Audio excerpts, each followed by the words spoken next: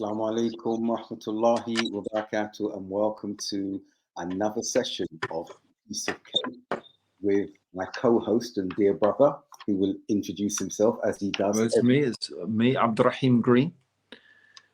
I'm here, bro, and over there in the other my co-host is, of course, the esteemed doctor. Brother. Bro, do we need to introduce ourselves? I don't think we do, bro. I think everyone knows who we are by now, right? Are you sure? Are you sure, Abdurraheem? Okay, I'm not going to No, say. I don't know, but I think I think pretty much it's the Mashallah. Green and Baker podcast. So maybe just dive into it from now on, bro. If you don't know who we are, you'll find out, innit? That's a good point. And our names are right there. Look. And Anthony Green, well, Abdurraheem Green and Abdul Haqq Baker. I don't know why it's Anthony Green. But anyway, bro, so what are we talking about this week?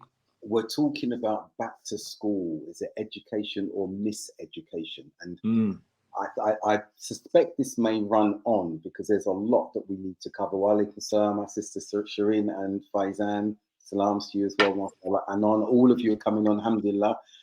Good to see you here with us, mashallah. So basically, Abdurraheem, yep. I want to start very briefly from two perspectives, and I'm going to throw it over to you, okay? So the first, back to school. What is school? What is the purpose of school?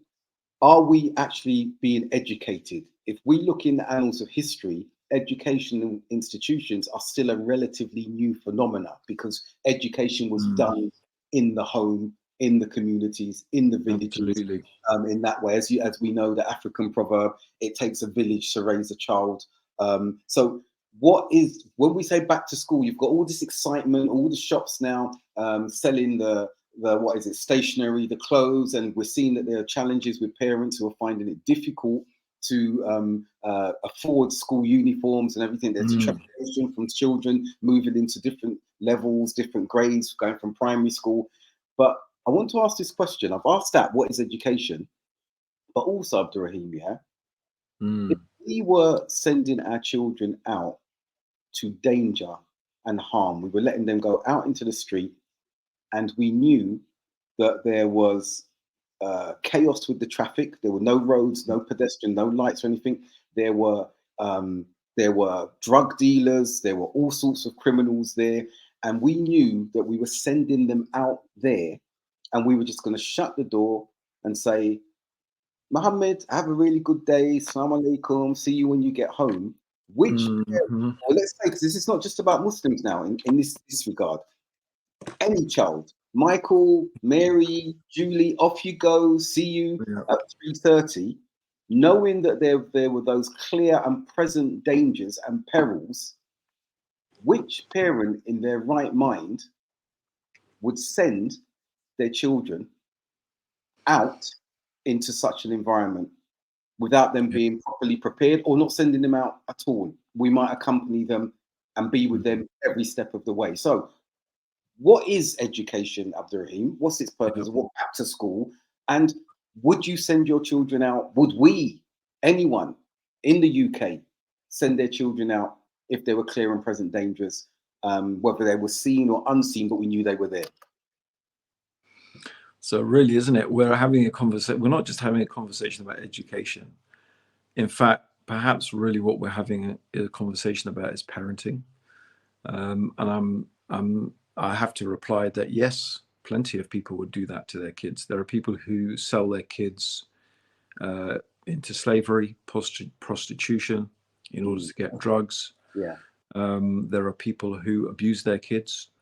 There are people, I was thinking about, obviously, when we talk about what we're going to discuss this week, then my head starts spinning. Yeah. I don't know why randomly. I don't know, because I don't know why I was thinking about it. But I was thinking about Sparta, right? The Spartans, the famous 300 Spartans who held off the, held off the Xerxes and the Persians, Right. And I was thinking about the shepherd boy who was a hunchback who betrayed them. Yes. And I thought probably there were a bunch of nasty, really nasty, unpleasant people And this poor hunchback shepherd boy was rejected by them because he didn't live up to their ideas of machismo or whatever it was, and they probably deserved to be betrayed. I was thinking he probably deserved it, yeah. But then, you know, like in the best Hollywood tradition, I'm sure the Greeks there were their own propagandists, rewrote this as some heroic enterprise. But anyway, they're probably a bunch of nasty, self-obsessed. But then I was thinking, funny enough, because of our topic, I was thinking, well, every woman and every parent in Sparta handed their children over to literally be militarized. As soon as they were probably pre-pubescent, they were already being trained to go to war and to die in battle. That's basically what they trained their kids for. It was a completely militarized society. And so, yes, people are ready to do quite extraordinary things with their children. I suppose there are people, obviously there will be secularists who would look at the way Muslims raise their children, and they do consider it some sort of horrific indoctrination into some, you know, delusional belief system. So we all have opinions about, you know, about these type of things. So I guess the thing is that I guess it goes back to, the, you know, like understanding what is education, right? Let's understand what is school and what is education, and where does it fit into the whole spectrum of being a parent, but I guess more importantly, being a member of a particular society, right? So when you study this, which I've read and studied about it a lot, the whole schooling system, homeschooling, unschooling. I don't know if what we're going to be, where this is going to take us, because I have so much to say on this. Literally, because I've, you know, studied it and put my kids through all sorts of different things. But basically, just very quickly, what does it all come down? It's all about socialization. That's what it is. When I say socialization, I don't mean making friends. I mean, it is about school is about conditioning people to fit into society. And society, whatever society is, has an ethos, it has a culture, it has certain morals, it has certain norms, it has certain values. They may be good values, norms, morals, or bad ones, but that's not the point. The point is every society has these, you know, these values and these norms that it is seeking to indoctrinate children. And well, maybe indoctrinate is not a very neutral word. Maybe it's quite loaded, but I guess that's what it is. I mean, everyone's doing that. Yeah. If we were living in a Muslim Islamic, you know, truly Islamic society, then we would be indoctrinating our children. Let's just be frank. We would say we're inculcating into our kids the values of our religion, right? So if we want to be more neutral about the way we speak about it, and use neutral language, every society is going to try and inculcate children into the values and ethos of that society. So now it goes back to, here's the question. In the West, what are our children and what values and into? That's the real question.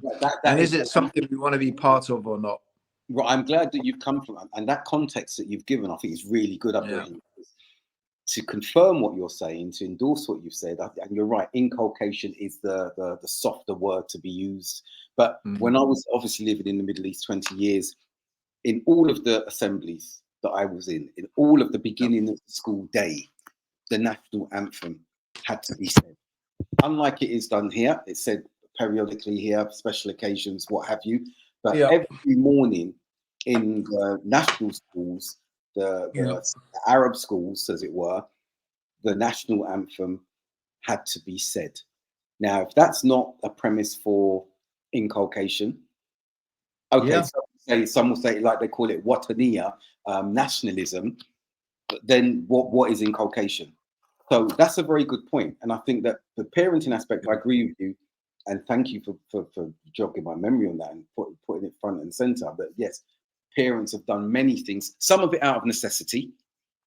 We have to acknowledge that. Some selling their children or Like we see some of these child marriages that take place, and the dowry is what helps that family become more stabilized and the like. Now, I'm not endorsing that. I'm not going to comment on this particular point. We're just talking about that reality that actually happens. As you've said, there is a responsibility that parents have to bear as well, depending on that environmental climate as well. What is that society about? What does that society, what is it predicated upon? But now, we're saying back to school, and we see in the news now that there are some unsafe structures from a very tangible perspective. There are unsafe structures in some schools, and some students, to their surprise and parents' surprise, are not going to be able to go to school as it opens next week. When you say unsafe structures, do you mean the buildings are not safe?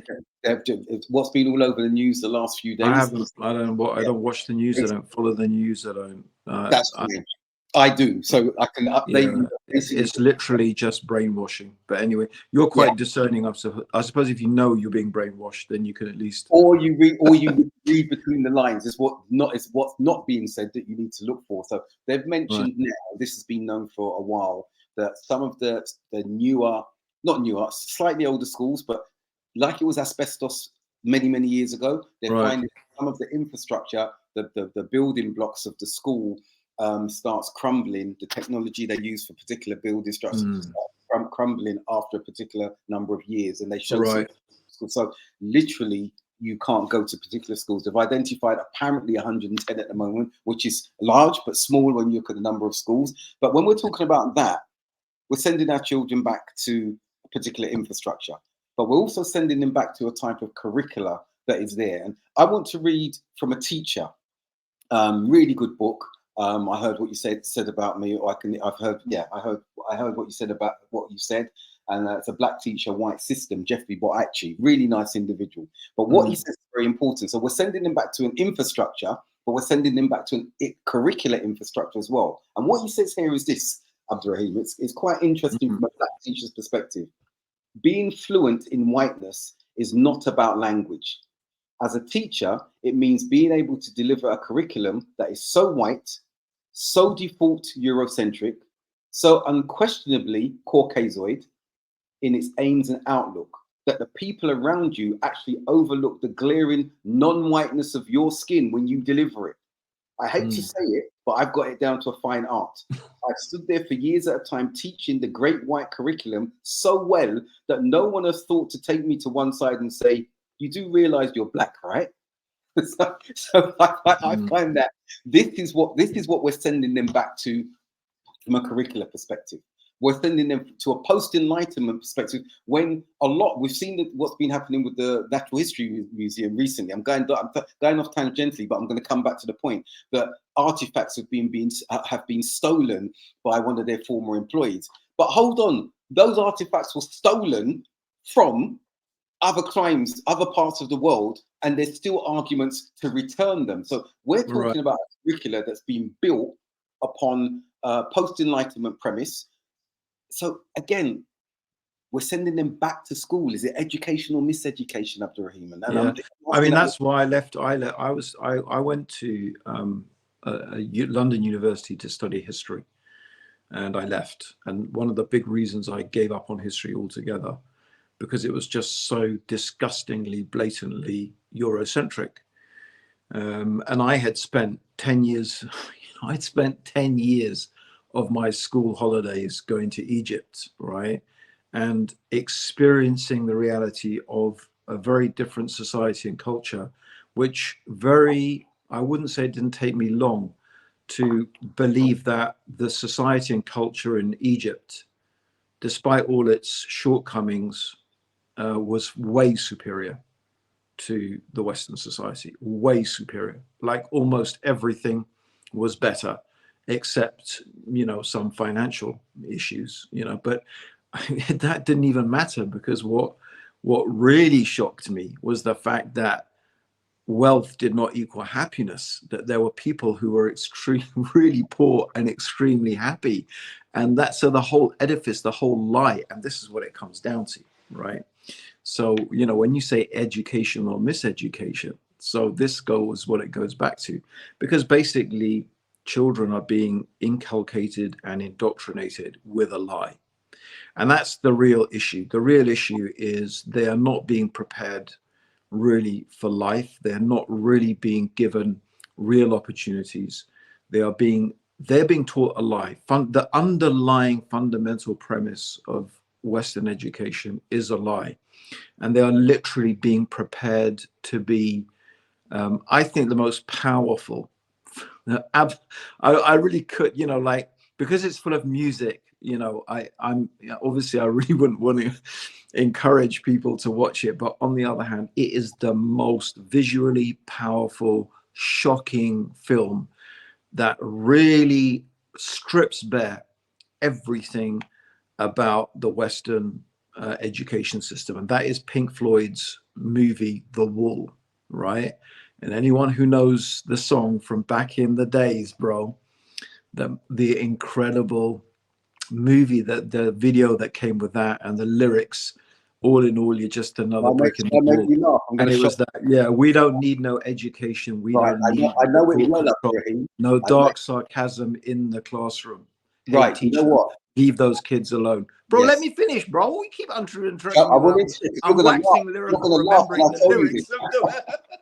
When I tell you, I want you to carry on, Abdurraheem. Yeah. Why? Because I was actually an extra acting in the movie. Remember the... No way, bro. Actually, we're live. Remember the video where you had them on the conveyor belt? Yes. I remember. I was one of those individuals. Oh my God.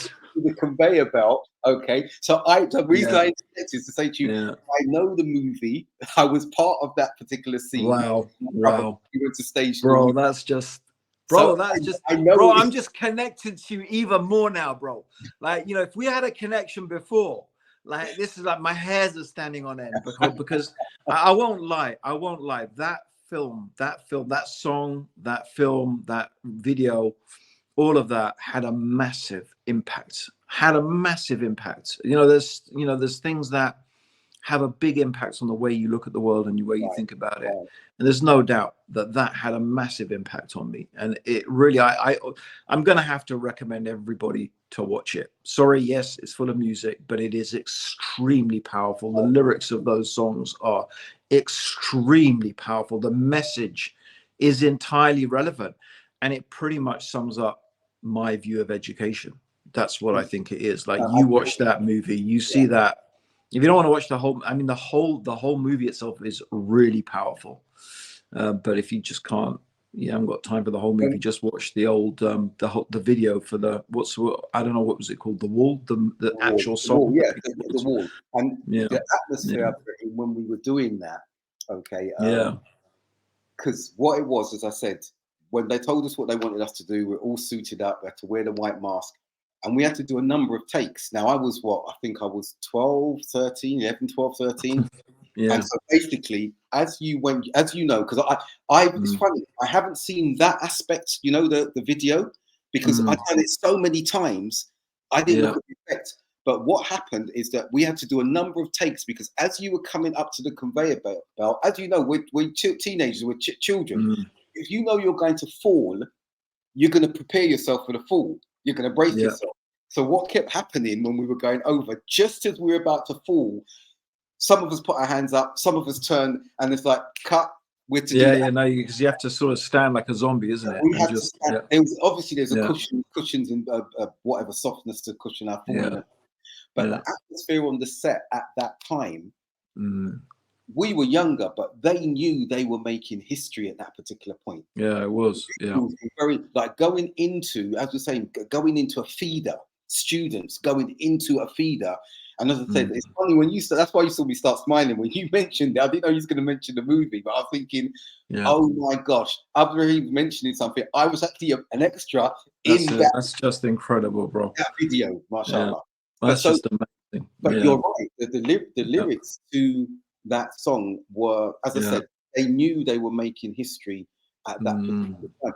We had after that Boomtown Rats, I Hate Mondays. After that, committed spiritual. She shot up the place, didn't she? Because she hated Mondays. That feeling of and starting school, starting work. So I think now, when what you're saying about Western education, being predicated upon a lie. I'll say, yes, some might say that's a bit strong. Okay, a distortion is a lie in that instance as well. And I think that what needs... No, it's a lie, bro. It's a lie from two. I'm going to say it's a lie from two.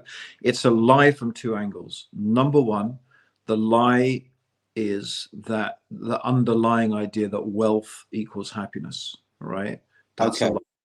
Secondly, the second lie is that they're actually preparing you any way, shape or form to be wealthy anyway. They're not, right? The vast majority of schools, unless you go to an extremely expensive private school where they will prepare you for wealth and power, right? But if you go to a state school, they are not preparing you to be wealthy. The proof of that is they don't teach you about taxes. They don't teach you anything about taxes. If they taught kids about taxes, I'm telling you, if they taught this whole generation of kids now, started teaching them about taxes, in 10, 15 years time, there will be literally a revolution. People would just not put up with it. Minds would start to open. People would start to go, what the hell is this? It is absurd.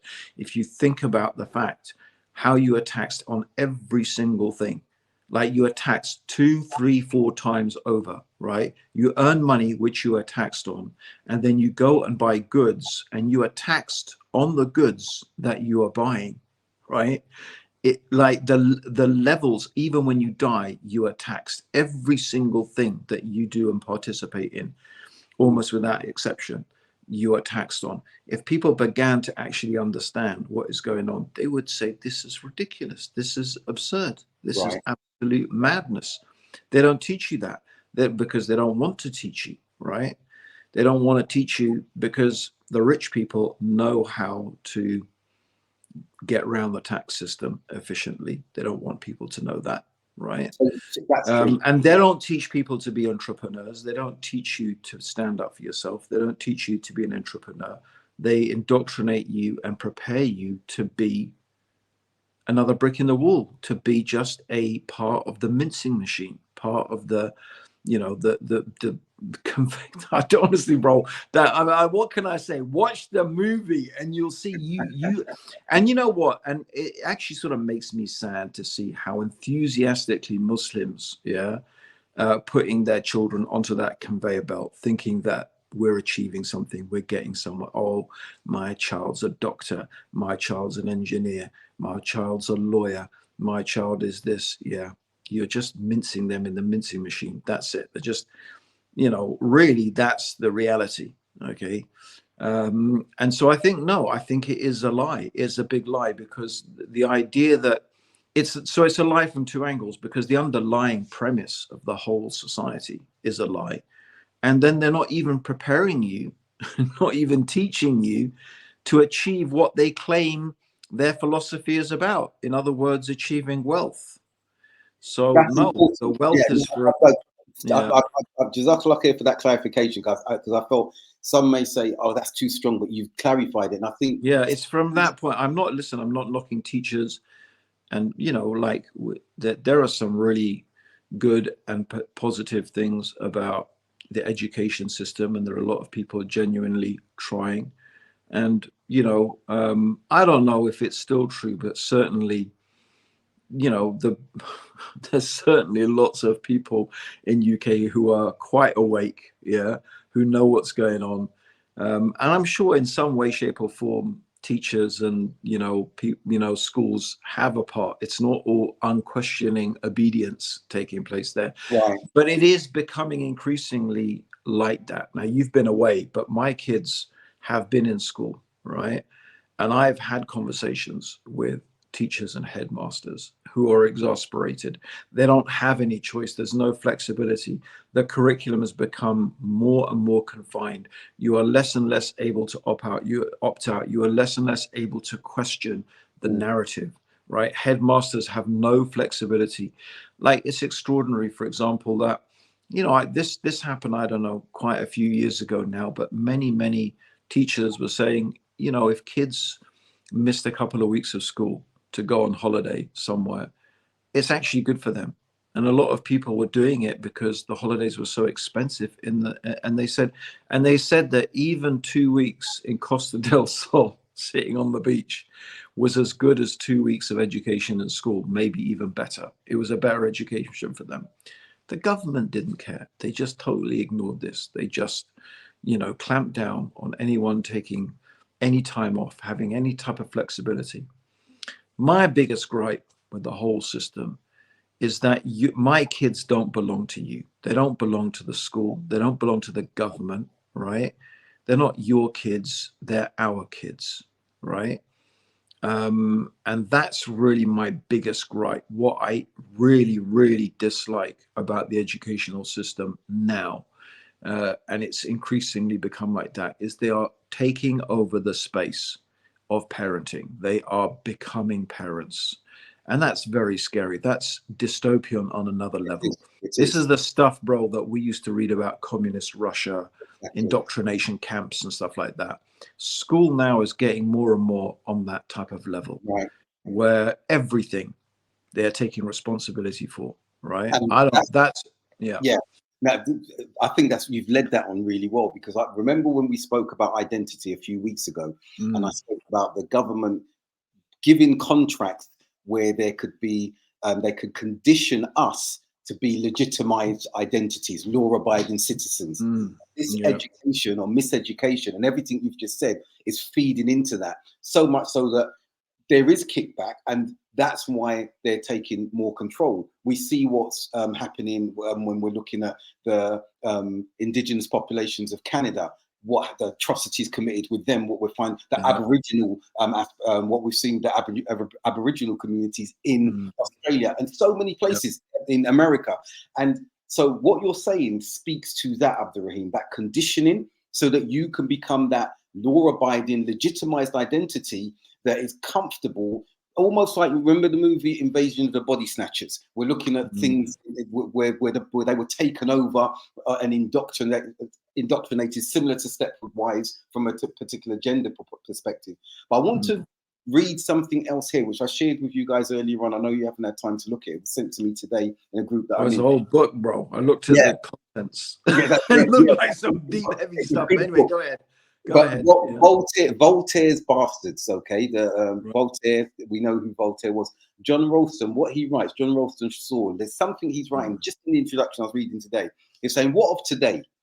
Well, we see what passes for political, administrative, and intellectual leadership still hanging on desperately to old-fashioned concepts of trade and growth, to name but a few of their favorite things. They seem to believe in the sanctity of the commercial contract, but see no equivalent sanctity attached to the well-being of the citizenry.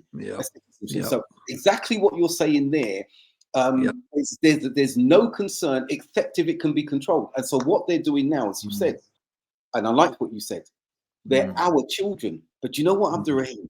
The battle for our children, children being made ward of courts, children have given them the right at a young age to say that I feel this way, or I don't want to be with my parents anymore. And we've seen young Muslim children saying, I don't want to wear hijab anymore, and calling us the social services. So they have moved into that dystopian space, which is away from the democratic ideals that they're speaking about. But coming back to this miseducation as well, I remember that I've shared so many times before, there's a flea experiment that is on YouTube, okay, and you should look at it, okay. It's a lot, about 30 seconds, 45 seconds. The scientist places the fleas into a jar, okay, a firm jar, and they remove the borders so you can see, and it says those fleas become conditioned that if you remove the lid of the jar, they would not jump beyond it. Their offspring will not jump beyond it. They will stay confined in that particular space because they've been conditioned. Everyone, the flea experiment is there on YouTube. Have a look at that.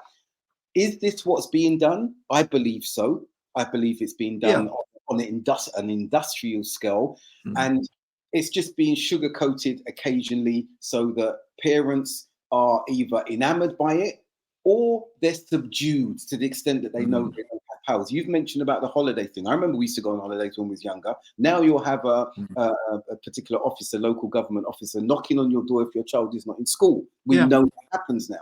You are fine. It's my child. If my child doesn't work, Exactly. I mean, you know, the thing here is that, I mean, this is interesting because let's go through their reasoning. Yeah.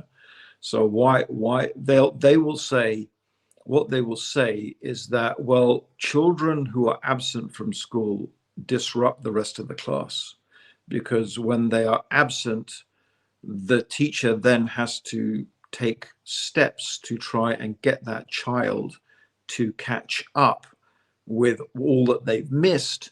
And then that's going to disrupt everybody else in the school, right? Now that will be their argument, right? This is the argument they put forward. This is why we have to be disciplined like that. But in fact, you see, here's the problem. The problem is with the whole attitude that you think you have to do that in the first place. Right? That's the problem, right? You don't. And there are schools, there are schools that operate like that. There are schools now. This, for me, is the ideal education system, right? And this is based upon the idea of unschooling, right? For me, this is the ideal system. You go to school when you want, as you want, you study whatever subject you want, you drop out when you want. Yeah. If you don't want to turn up to school one day, you don't, right? If you want to study a subject for a year and then drop it and then just go into another class, you do. You can walk into any class, anytime, at any stage, not maybe at any time in the class, right? But you can attend any class you want or not.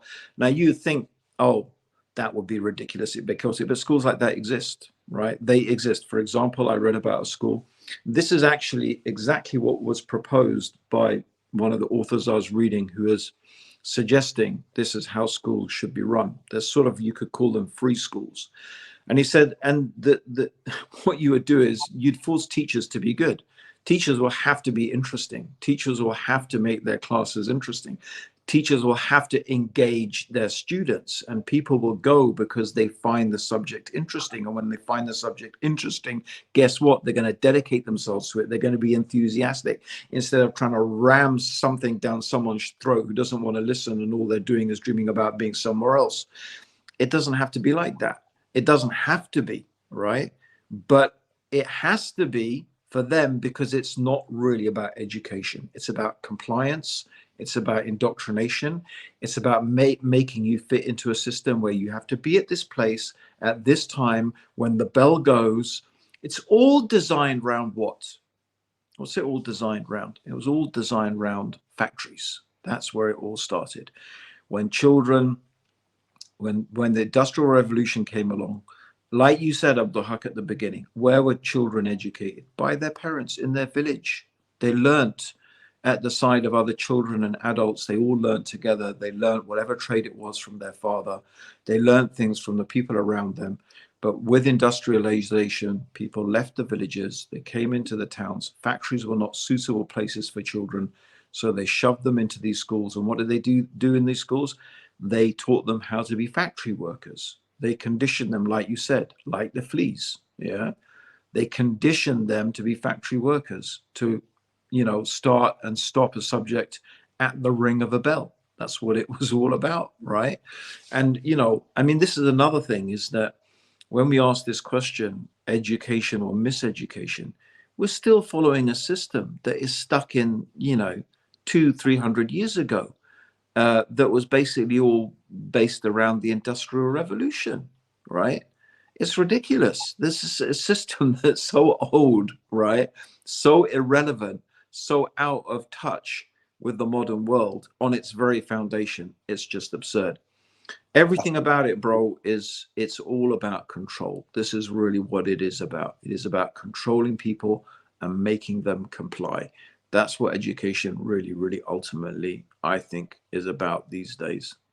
No, I think what you've highlighted again is I'm not sure, not that I have an answer. I'm not sure that I would say, okay, it should have the flexibility what you've highlighted, but I can see what it you're works, saying. bro.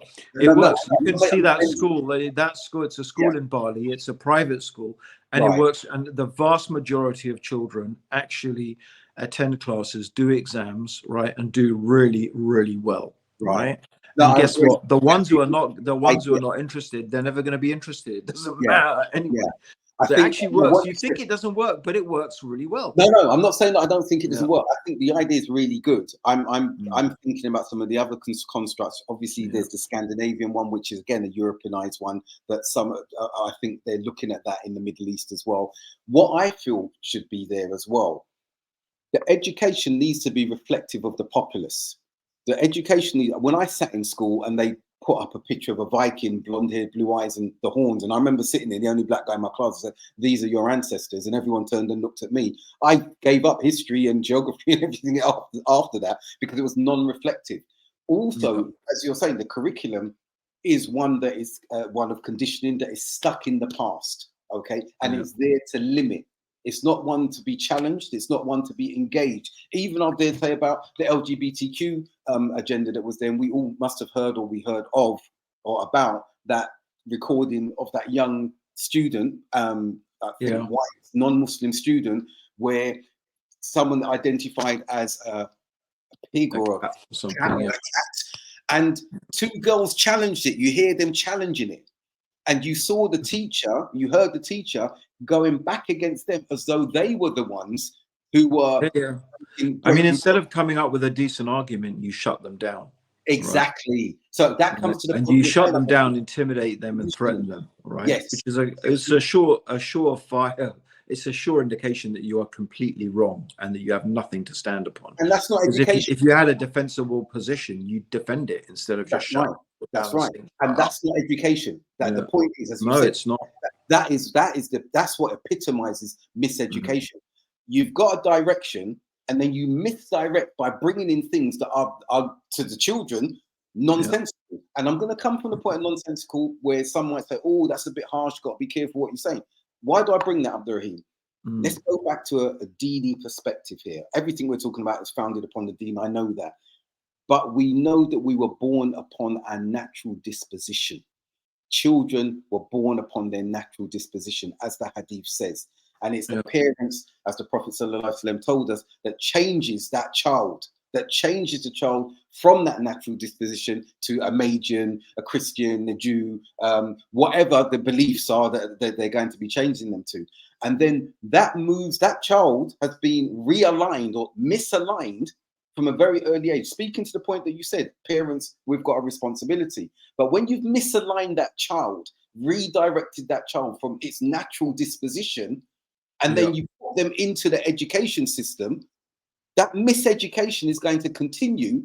And I'm now understanding what you're saying, agreeing what you said earlier on, that you then endorsed that because you began that corruption in the very first instance. So we really need to check what we're doing. And I want to give a caveat here. Some might be saying, "Oh, Abdurraheem and Abdul Haqq are talking about rebellion. Don't put your children in school." No, schools, if they are structured correctly with parental involvement, input, and the curricula is reflective more globally, not post-colonial or pre-colonial, whichever perspective it's pushing out, then we can see a shaping and a redirecting of thought, morals, values, religiosity, whichever religion it's going to be, and they will all be intrinsic to the curriculum.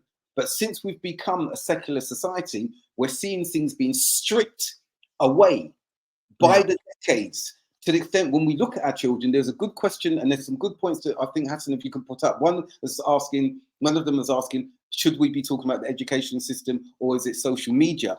Social media is the cat that's been put amongst the pigeons now, because there's so much access to information and, dare I say, knowledge, that you've got students who would rather educate themselves online, as some parents are doing, and they're coming back into the school and they're challenging and saying, this isn't education. As you said, Abdurraheem, you're lying to us. No, I mean, look, what Hani's, I don't think Hani's been listening to us from the beginning. So I recommend that, Hani, you go back and listen to this from the beginning, because I think that answers your question. Maybe you just popped in a bit late. Absolutely, the education system, in my opinion, is, it's based on, like I said, it's already said, it's based on a lie.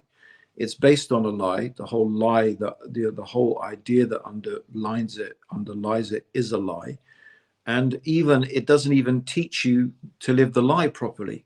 So it's like a double lie, so no, it's fundamentally flawed. It is, I mean, and that's not even bringing in aspects like Abdul Haqq has raised, how it is Eurocentric, how it is essentially racist. It's problematic from many different levels, and there's lots of things. I could go on a lot about what is wrong with the educational system. It does not prepare you in any way, shape, or form for real life. Where in real life do you sit with a group of people who are exactly the same age as you? You don't. When you go into the real world, you go to an office where you have all sorts of people who are different ages. This is never, when in human history have people been raised like that and educated like that? It's never happened. It's just absurd, right? On top of that, people are of different intellectual capacities, right? There's a well-known disconnect between the age at which boys are ready to be, receive information, and girls. Girls are ready way younger than boys, right? Girls are, mashallah, way ready to sit down and learn. Boys are generally, they're not even ready for it until they're sort of like, I don't even know, maybe until in their 20s or something. They're still like full of energy and wanting to do physical things. It's not that they're not capable. It's just that you're trying to make them do something they're biologically not ready or made for, right? It's extremely problematic on many different levels. There's so many things wrong with school, so many different things fundamentally wrong with school, right? So like, I don't even know what that is, like blaming school for everything. We're not blaming school for everything, right? Of course you're not blaming school for everything. We are all facing multifaceted problems. It's not like, oh, what is worse, school or social media? They're both problematic. They both have issues. It's not either or. It's not like you pick one or you pick the other, right? Like, what's more of a problem, alcohol or marijuana? Well, they're both a flipping problem. Drugs and alcohol are both problems. Like, it's not like they're both problematic. Yeah. So we have lots of issues and challenges. We are just talking. We've talked about social media. We've talked about it plenty of times, haven't we, Abdul Haqq? Right. So, but today we're talking about education. We're talking about dimensions of education that are extremely problematic. That I don't really agree with you, bro. I think that I don't really agree. I think school's a problem. That's it. My position is school is essentially the way it is right now is not good. I don't think it's good. I don't think it's healthy. Should you take your kids out of school? Yeah, really, you should raise your kids yourself. You should teach your kids yourself. Can you practically do it? Well, that's a different question, right? That's a question you have to answer, right? I tell you what, this is what the main important thing I want to say is I'm a believer in choice. I'm a big believer in choice and facilitating people in those choices. I have one daughter who loved school. She loved school so much. She couldn't stand holidays. Every holiday, when the holidays, she would say, when am I going to be able to go back to school? Why do they have holidays? Right? She loved it. She loved learning. And it was a lot to do with, she just had some really good teachers who inspired her, and she loved it. She loved meeting people. She was very sociable. She loved learning. For her, the whole thing was just this, it was just it was just joy for her. I would never think of depriving someone like that from what that she clearly benefited from it hugely, alhamdulillah. Other kids do not. I have seen parents send their kids to school. I know these people personally who have sent their kids to school who have been bullied, right? Their beautiful, shy, intelligent son became literally almost a suicide case, right? Massive ADHD, attention deficit disorder, huge, what they call it, when a person is, like they get this, ADHD, they get this, they get obsessed with things, obsessed with cleaning themselves, obsessed with this and that. Like, I'm sorry to say, a person who is not functioning mentally properly anymore, literally cannot function. And all of that is like, why are you sending that boy to school? Why you keep doing that? I can't believe it. There are kids who keep going to school, they hang themselves, they kill themselves, 10-year-old boys, 10-year-old kids killing themselves because of they've been bullied, right? And these parents are still sending their kids back to school. It's as if they, like you said about the fleas, they were programmed and they think there's no other way. And they just think, well, this is why you have to be. You just have to keep doing it. And their kids die. And we asked this question at the beginning, bro. Would you send your kids to danger and this and that? Yeah, you would. And you do, right? And you are doing it right now. And you just think, oh, no, that's just the way it is. That's the way it has to be. Because that's the only way it's going to happen, right? And you know, you will see your kids become atheists. They will become, you know, they will follow sexual practices that we don't agree with. They will have all sorts of, they will take drugs. They will do, you will see it. It's going to happen to your kids because that's what is going to happen at those schools, right? They will get stabbed. They will get abused. They will get bullied, right? And they won't even get a good education. What for? Because I think I have to do it. There.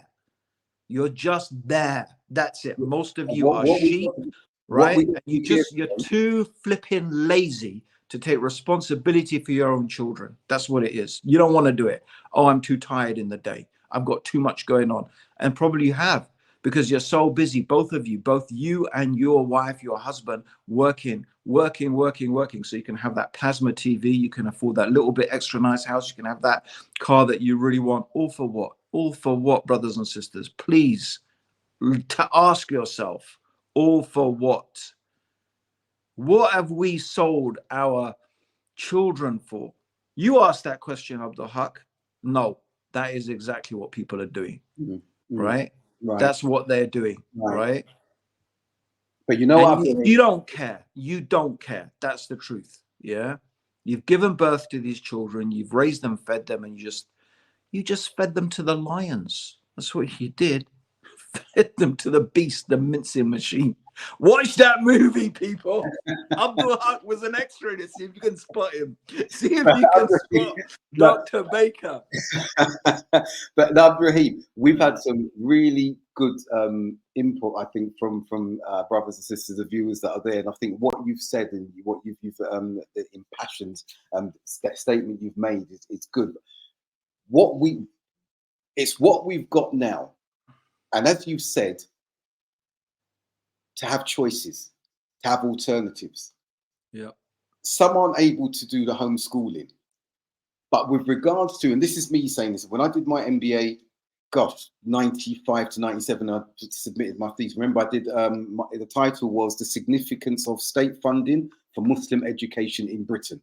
I was working with Youth of Islam at the time. I was working in school and I did some case studies. And I'm not saying that this is right, but I thought, okay, the school system is here. There are Muslim schools that are a lot more. At the time when I did that, my thesis in 97, 98, there were no state-funded, voluntary aided Muslim schools at all.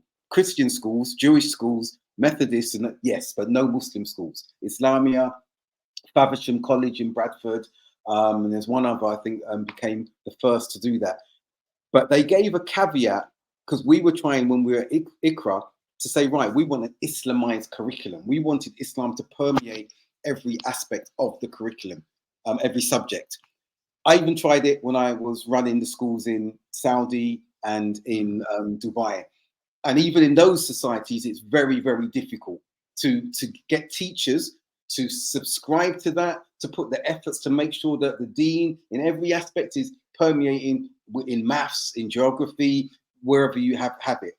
The point I'm coming to is, like, for example, Islamia was successful because they realized they could only have 12.5% of their curriculum that was Islamiyat.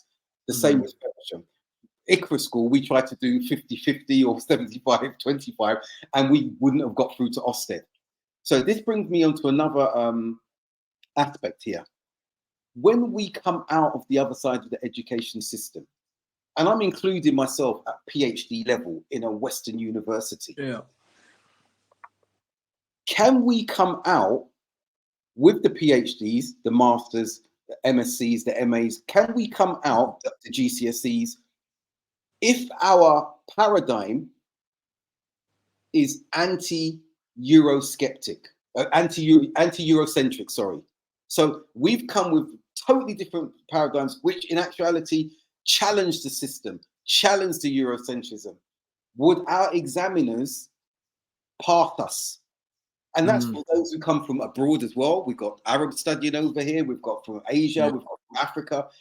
If we concluded with a non-Eurocentric lens or an anti-Eurocentric rhetoric, would we all have these qualifications we've got in the first place? And I'm asking that question because no, you wouldn't, I don't bro. believe we would. I don't believe we would. You wouldn't. You know perfectly well you wouldn't.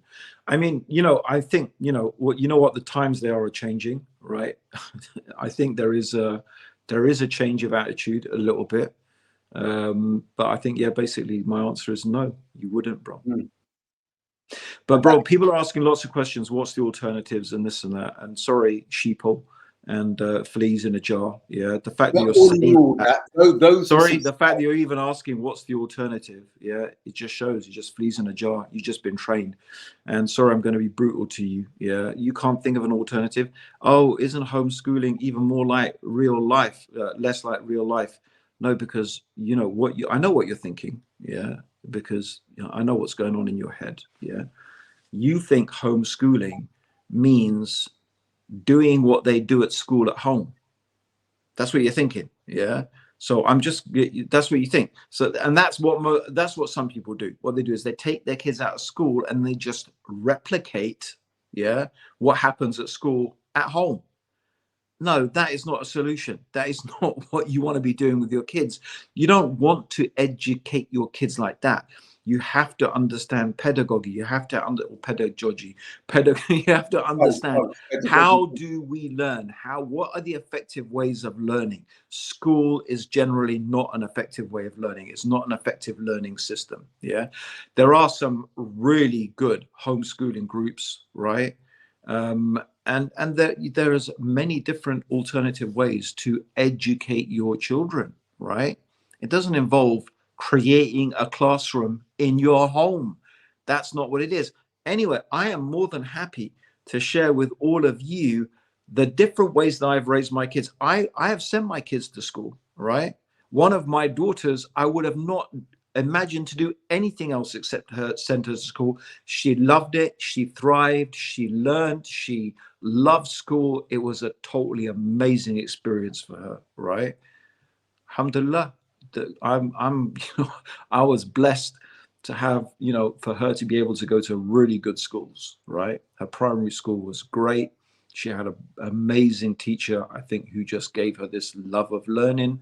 And even where I live now, but she also, that same girl, had a whole period where she was not at school, and that was not by choice. Like we were forced into that situation. And I can tell you that story, but I'm not going to tell it this week, bro. They're going to have to join us next week. I think it would be great for you and me to actually share, because you're a dad, I'm a dad. Yeah, we've both gone through the whole thing. So I think you need to share your experiences. I'm ready to share my experiences, what I've done with my kids, and the results, to show you the results. Now, obviously, it's anecdotal.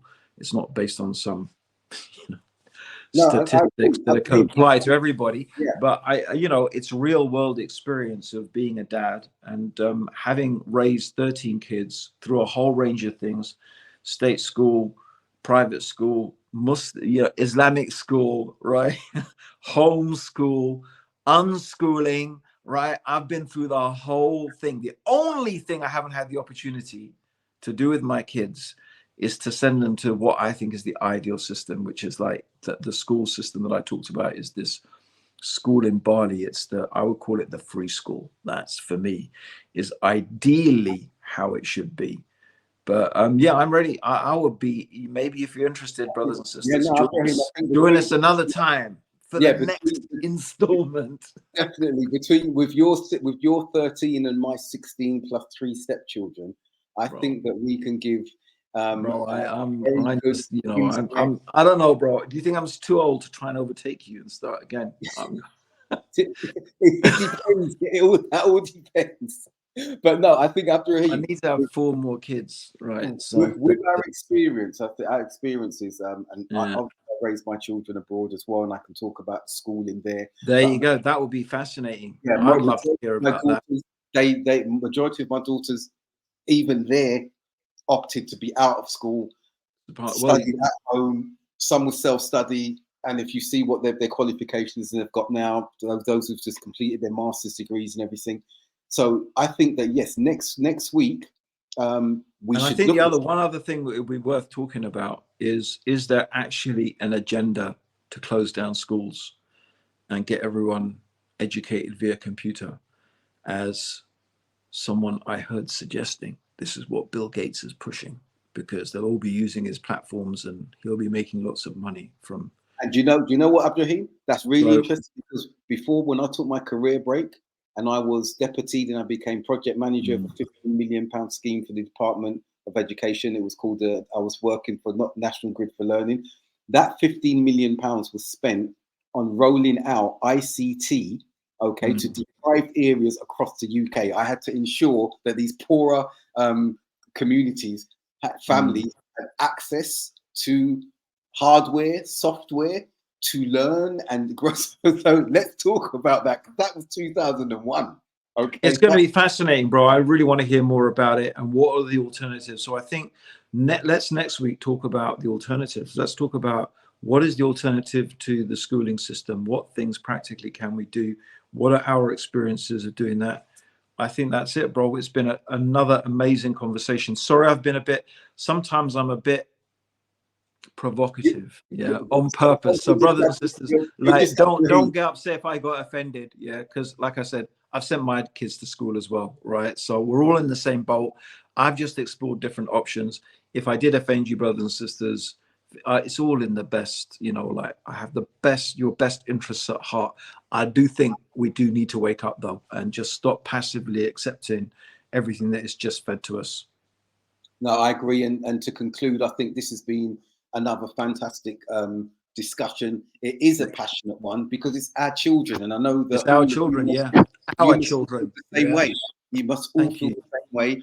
Let's come back next week. Let's continue this discussion, and let's see if there are alternatives. Even if that means that those of us who cannot take our children out of schools can do something, become a pressure group to do more, get more involved. That's a good thing. What things can we do? Abdurraheem, it's been amazing. Bro, it's been a pleasure as always, bro. Looking forward to next week already. I'm already looking forward to it, inshallah. Like I said, I could do a whole podcast just on this. Like I could talk about this subject because alhamdulillah. All right, guys. Thank you, Carl. May he, for whose sake you love us, love you too, inshallah. Dr. Baker, it's been a pleasure. Everybody, thanks for joining us. Thank you. See you all next week. Assalamu alaikum wa rahmatullahi wa barakatuh. Wa alaikum assalam wa rahmatullahi wa barakatuh.